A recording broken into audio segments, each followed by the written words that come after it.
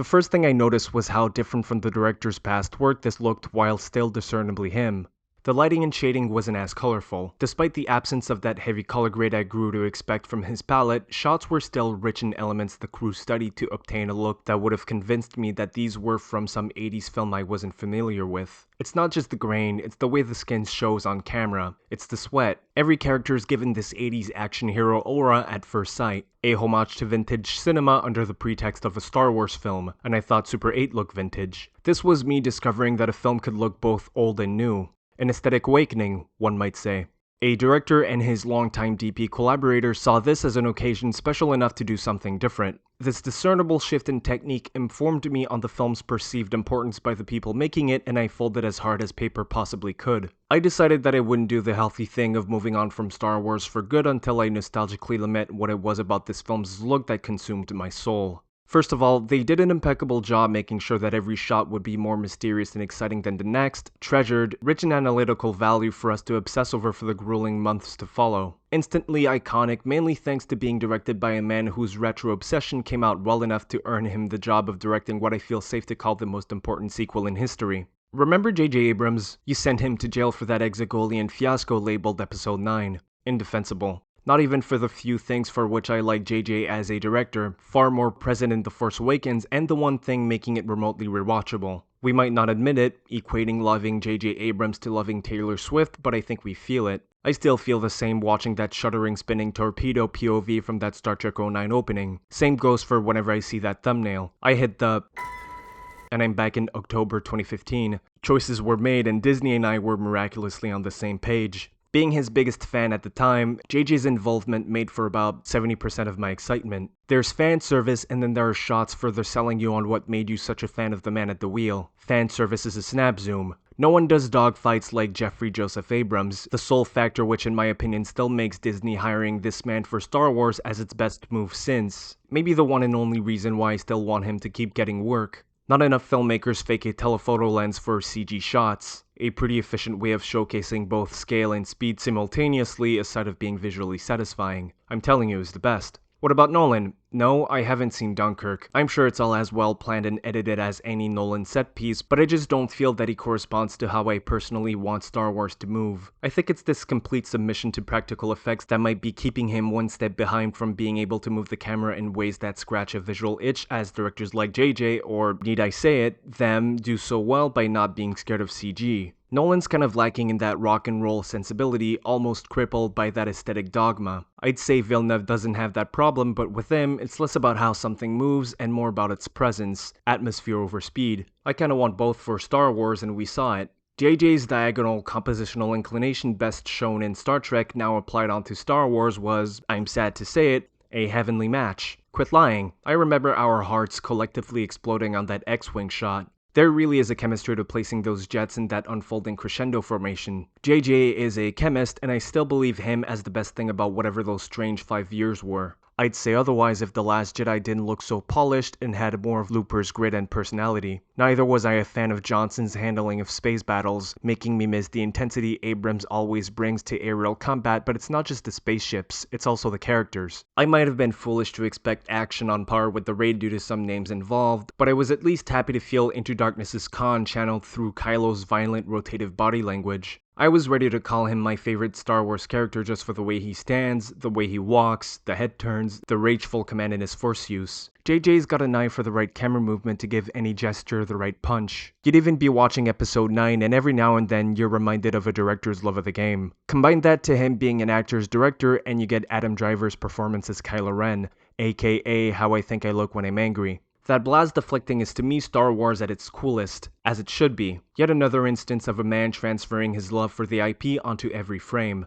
Every decision seems made to exude joy, asking for every possible camera movement, providing this insane crash course on how not to lose your audience's attention from shot to shot. Some call it frantic, I call it kinetic, to each their own. Both the object and the camera are in motion. Characters are choreographed from background to foreground interacting with props. If only half as much of the planning that went into the shot staging went into the story. Too easy, my bad.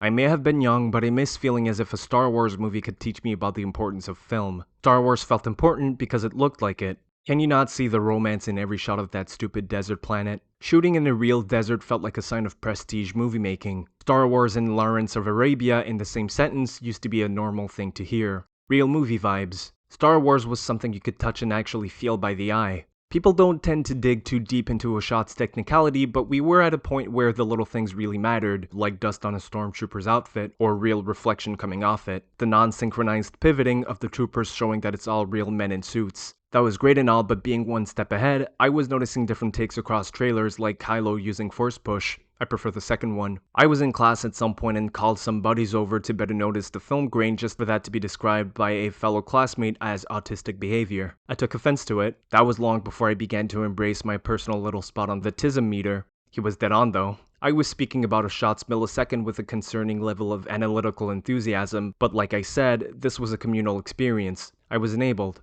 We were scraping the bag with these trailer shots, treating every new frame like another monthly meal, united by obsession like this worldwide forensics team. We might have gotten ourselves something resembling world peace if these movies were as good as they looked. But JJ's perfectly tailored stylistic recipe, ever so fitting in George Lucas's world, was bound to create a major aesthetic awakening, one perfectly timed with my college year. What a cliche. Star Wars got me deeper into movies. I may not have been special, but I did enjoy the impression of most people actually engaging with a work of art instead of just consuming it. It felt like a 50-50 split of people trying to guess everyone's parentage versus admiring how well a shot was composed or wondering what element was practical and what wasn't. Are those miniatures, we wondered, omitting convincing CG in Star Wars as a possibility. Another prequel trauma response. Absorbing Spielberg into his technique also meant using energetic camera movements to better blend CG elements, often using camera pans. It's like the ground level filmmaking everyone went nuts about from Rogue One, but much better because JJ beats Gareth at Spielberg. Fight me and lose.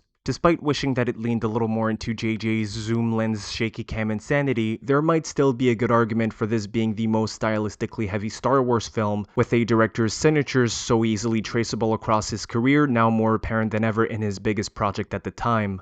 Witnessing this sort of arc for the first time was a fundamental film bro milestone composed of a bunch of core memories, with those trailers releasing as pretty high up on the list. Being a Star Wars fan once meant standing JJ for like a good year, sharing my honest opinion of the man, regarding him as a valid gold standard for American blockbuster filmmaking. Suddenly, it's no longer ADHD or hyperactive, it's Spielbergian. You'd hear that term a bunch. He's still undefeated when it comes to mimicking Steven, amongst many others, including Villeneuve, by the way. Look at him sneaking a Jaws reference in Dune. That shell revealed from Arrival is exactly like that one scene in Jurassic Park. I just think Dennis got something a little more substantial to say for himself, allowing his movies to come off like a completely different beast. What JJ's doing is more comparable to cosplay, but I for one enjoy there being a faux Spielberg almost passing for the guy, making blockbusters semi-close to the way I'd imagine making them myself, while Steven's busy making movies like The Post. Nothing's gonna change me regarding The Force Awakens as the closest to Spielberg doing Star Wars we'll ever get, and any chances of that changing died with the brand, killed by Disney's own hand out of corporate greed. You know the story, I'm not getting into that. I'm already doing the cringed thing of nostalgia venting about Star Wars, plus putting myself at risk of being accused of doing TFA revisionism. Can a man just move on? No, but I at least won't parrot the 75 other video essays proposing to maybe, just maybe care to scribble some semblance of a story map to maybe, just maybe have some sort of a coherent statement across your billion-dollar generational franchise. No, I think there's value in being reminded how discernibly good directing could single-handedly justify the madness that were the year, the months, the weeks leading to that holiday. You might as well have cancelled Christmas. This level of hype historically, culturally, literally cannot be repeated. Not in this variant of human history. I don't believe this highly specific sequence of cultural requirements allowing something to reach such a cultural high point to be something you could just recreate, unless of course human civilization was given a reset. Then you could start over, create lightning in a bottle through some escapist sci-fi, recreate what would then become known as a franchise, let it ferment into a cultural phenomenon for a few decades, announce a new trilogy expanding the universe, have it be widely hated, document it thoroughly so that mournful fans all around the world can spend the rest of their free time performing this autopsy to figure out what killed their beloved franchise. I've gone too far in a few places. Resuscitate it under a new regime with the promise of avoiding past aesthetic pitfalls, create some of the best trailers ever made, and there you have it. Another cultural psychosis. You just had to be there. The way the movie looks can do most of the explaining. I don't think it had all that much to do with Star Wars with these shots. I'd go out of my way to impose some of those trailers onto my non-Star Wars allies, and they'd go, yeah, I kinda get it. Similarly, I wouldn't be the Mad Max fan that I am today if George Miller wasn't still a maniac at the ripe age of 70. I miss Star Wars at least trying to convey some amount of self-importance communicated through the filmmaking, ordering us to pay attention, to care. I miss the effort, the craft, the reverence. I miss being ignorant enough to be this blindly excited about something. I miss being visually assaulted by a director for which it took me nearly 5 years to relearn how to appreciate again after his crimes. To this day, I still can't think of anyone more appropriate for Star Wars, and knowing where his art is at, I just know this is some of his proudest work. Nostalgia looked and felt like a healthy thing to indulge in. I miss the sentiment. How could I not want to go back?